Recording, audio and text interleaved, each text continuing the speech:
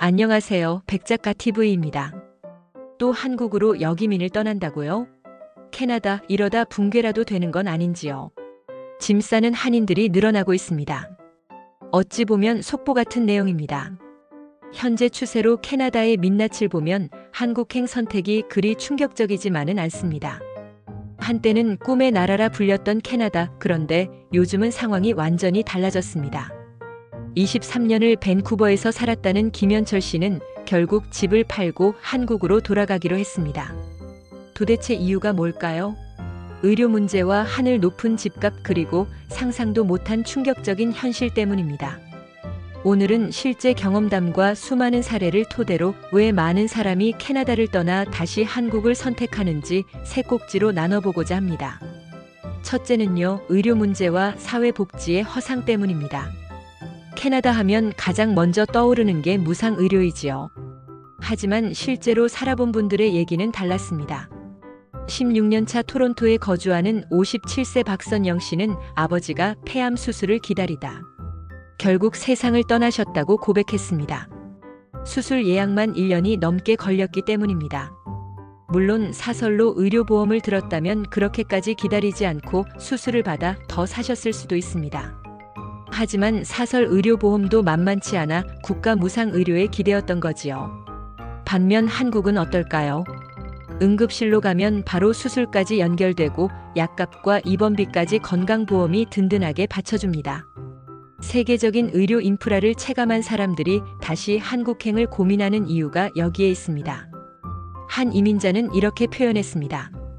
캐나다에선 병원비는 무료지만 기다리다 목숨을 잃을 수 있습니다. 한국에선 돈은 조금 내지만 목숨은 지켜집니다.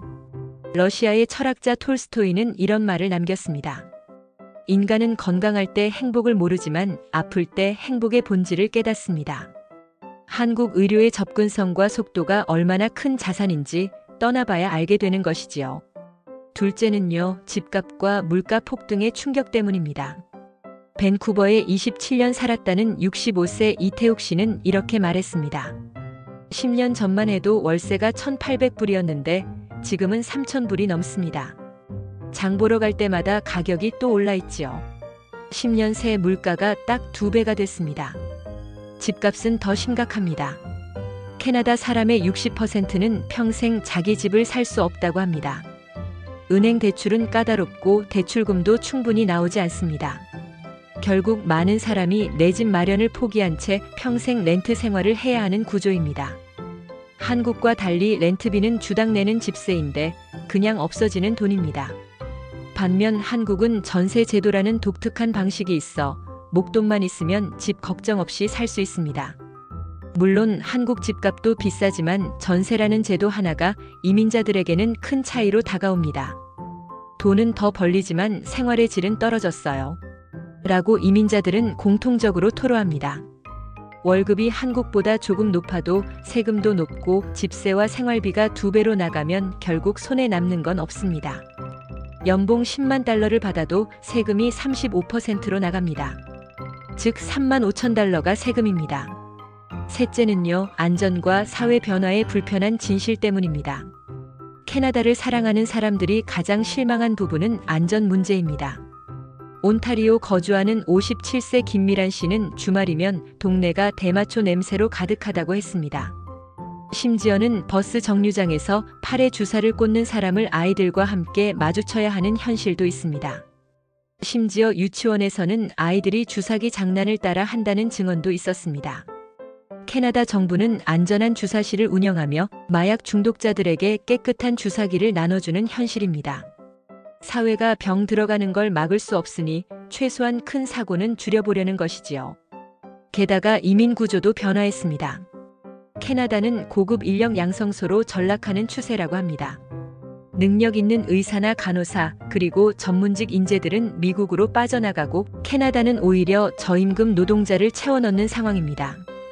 그 빈자리에 인도나 중국에서 오는 자들로 채워지고 있습니다. 예전에 현지인인 캐나다인이 줄고 한국보다 어렵게 사는 나라 사람들로 늘어나니 체감하는 이민 세상이 한층 열악해지는 것이지요. 27년 거주한 한 교민은 이렇게까지 자조적인 토로를 했습니다. 꼭 그렇지는 않지만 심지어는 현재 캐나다에 남은 자들은 떠나고 싶어도 떠나지 못하는 자들 뿐이라는 말까지 들립니다. 결국 많은 이민자들이 이렇게까지 이야기를 하기도 합니다. 예전에는 캐나다가 선진국이었지만 오늘날은 내가 태어나고 자란 한국이야말로 최고의 나라입니다. 오늘은 왜 캐나다에서 여기민이 늘어나는지 세 가지 측면에서 살펴보았습니다. 첫째, 무상 의료라 불렸지만 실제로는 목숨 걸고 기다려야 하는 의료 시스템이 문제입니다. 둘째, 2배 이상 폭등한 집값과 생활비로 크게 벌어도 다 지출로 나가기 때문입니다. 셋째, 마약과 치안 문제, 사회 구조의 변화로 옛날 전성기의 캐나다를 저버렸기 때문입니다. 29년을 캐나다에 살다가 돌아온 한 교민은 이런 말을 남겼습니다. 재벌이 아닌 이상 본인이 나고 자란 나라가 최고입니다. 이제는 선택의 문제입니다.